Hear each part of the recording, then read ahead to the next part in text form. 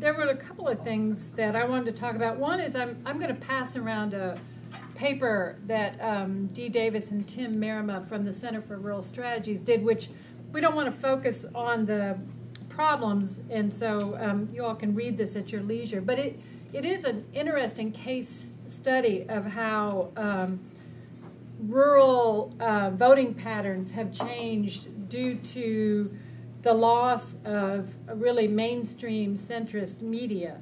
And in addition, I mean, it looks at the way that politicians and policymakers have basically abandoned rural communities, and rural communities feel that way.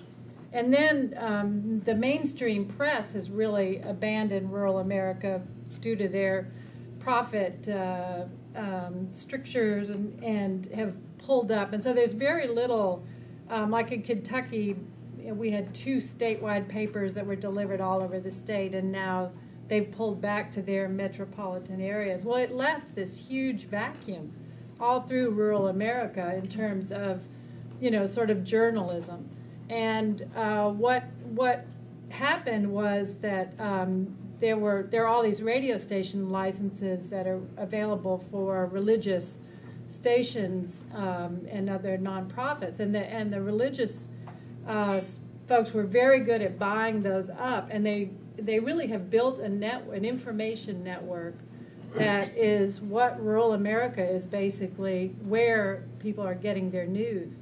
And it really correlates with a change in voting patterns from pretty middle of the road to Democrat to very solidly Republican for definitely for Bush. And they also, the Center for Rural Strategies has done analysis that showed that those rural margins of vote have made the difference in the Republicans being elected. In other words, there were much fewer, lower numbers of rural voters for McCain, although McCain won the rural vote, than Bush, which did help Obama win.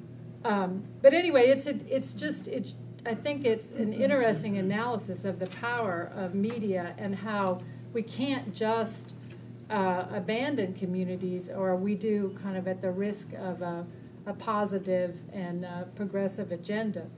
And then the real failure of journalism and mainstream journalism as media becomes more consolidated, and and the bottom line corporate profit model. I mean, papers will. Well, when the Chicago Tribune went bankrupt, I mean they're falling one by one, and indie media I don't think is the answer necessarily. So we really need to rethink, what do we want to have journalism? Do we want to have something that's somewhat objective and impartial, although that's questionable? But are people simply going to just separate and go to their source that gives them just the news from the perspective they want to get it? You get it from the right, I get it from the left, wherever. That doesn't seem like that's going to build the kind of cohesive and positive and progressive society that we ultimately want. So what is Indie Media? It's a website that is pretty participatory. I think people can post video and journalism, it's one of the better known sites for that. They were big in like the Seattle anti-globalization. That was their kind of one of their big moments, watershed moments. Yeah. They cover stuff in Oaxaca. I mean, they do a lot of and they do a good job of covering some things that the mainstream press hasn't covered at all. But they're not speaking in a way that is necessarily going to get some rural voters, for instance, to watch and move in a different direction. And then the other thing I wanted to talk a little bit about, Appleshop is a part of a network that's really just getting going, called the Media Action Grassroots Network.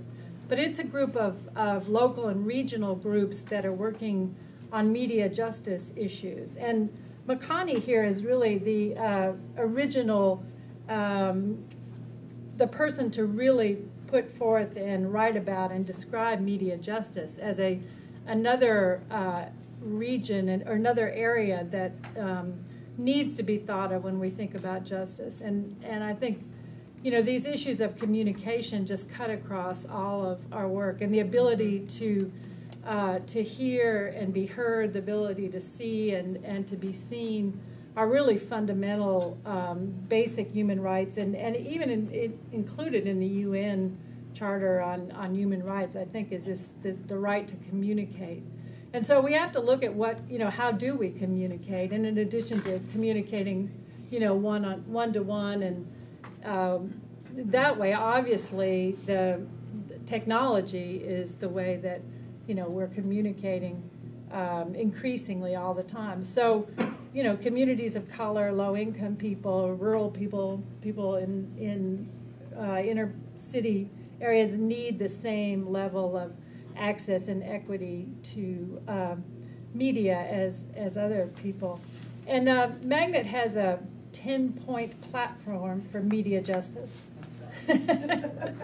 which I'll also pass out. But it includes representative and accountable content, true universal media access, fast, full, free for all, the kind of internet access, and whatever's next. Also, public airwaves, public ownership.